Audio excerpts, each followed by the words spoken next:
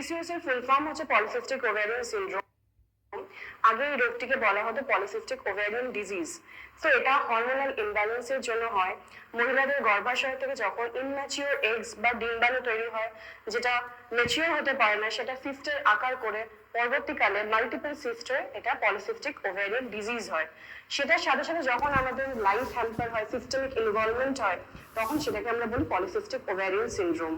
এটার সাথে সাথে অ্যাসোসিয়েটেড জিনিস হচ্ছে ওবেসিটি, হাইপার অ্যান্ড্রোজেনিজম, এটা ফিউচারে গিয়ে ডায়াবেটিস মেলাইটাস এবং নানা রকম মেটাবলিক কমপ্লিকেশনস এর আকারও ধারণ করতে পারে।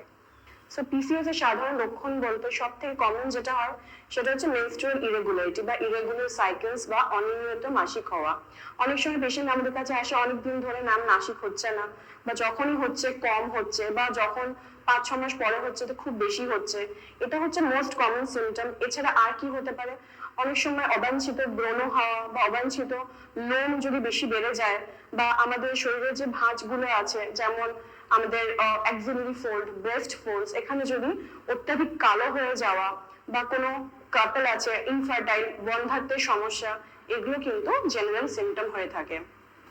হ্যাঁ, পিসিওএস থেকে ইনফার্টিলিটি হতেই পারে, কিন্তু এটা কিন্তু ট্রিটেবল। বেসিক্যালি পিসিওএস এ এগস গুলো ইমম্যাচিওর থাকার ফলে ওভুলেশন ঠিকমতো হয় না, তার জন্য আগে গিয়ে কিন্তু ইনফার্টিলিটি আকার ধারণ করতেই পারে। PCOS is a lifestyle modifiable disease. একদমই যদি আমরা রেগুলার এক্সারসাইজ করি, একটা হেলদি লাইফস্টাইলের দিকে যাই, একদমই PCOS কে আমরা প্রিভেন্ট অ্যান্ড ট্রিটও করতে পারি।